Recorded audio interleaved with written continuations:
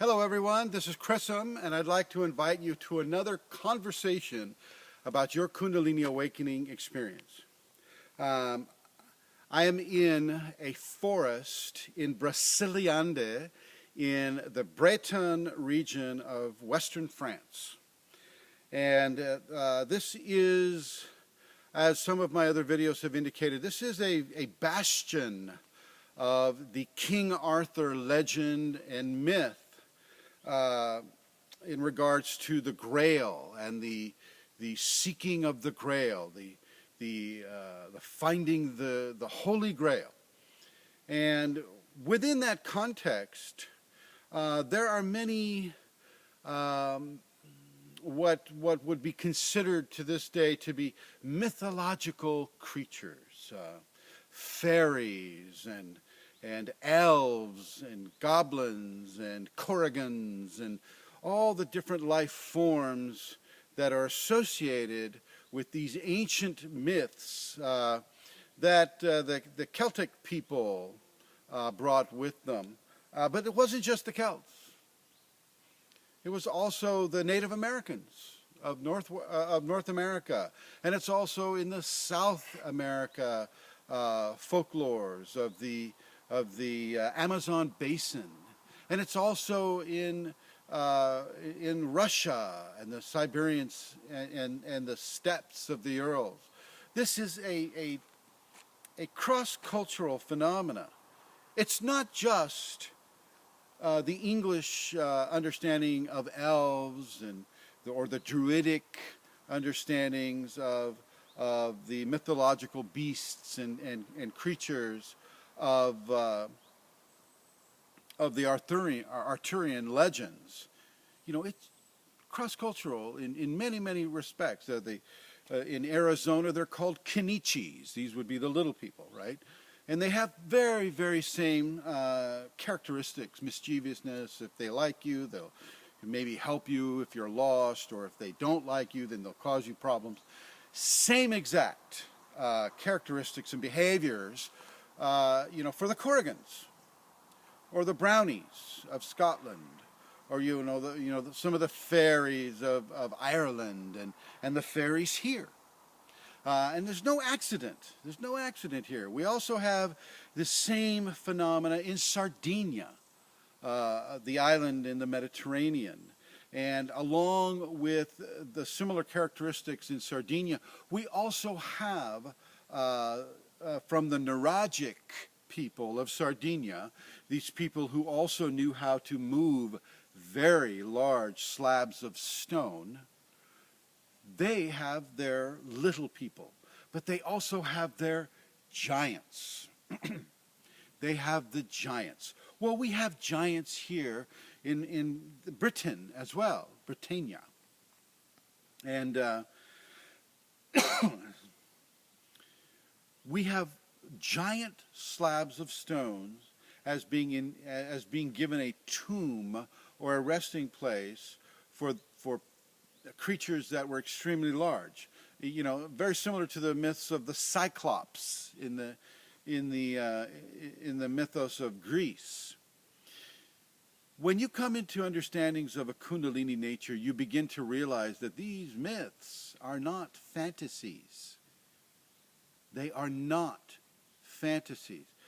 Creation has existed and does currently exist in the form of larger than Homo sapien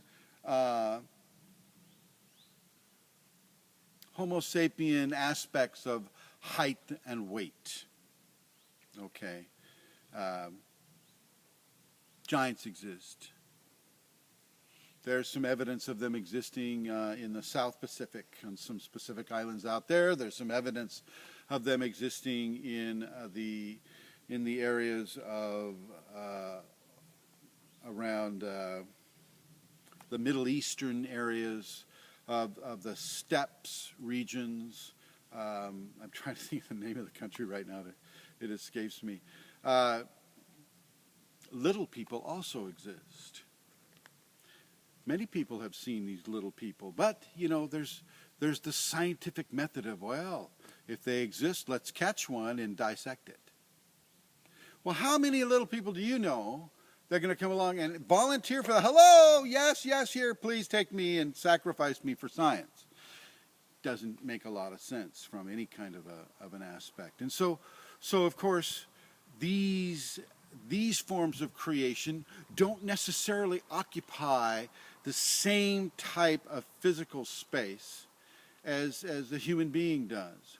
And neither do they have the same range of senses that the human being does, such as a 5-sense paradigm. Perhaps they have more.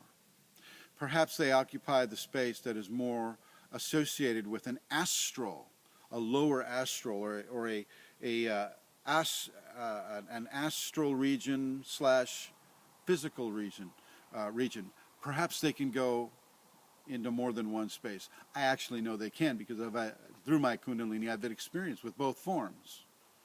In my refinement process, I was given experiences of both forms of creation, from the little people to the giant, 16.5-foot tall person, basically as a way to broaden my understanding of what reality really is, what the true reality, at least for a Kundalini awakening person, is.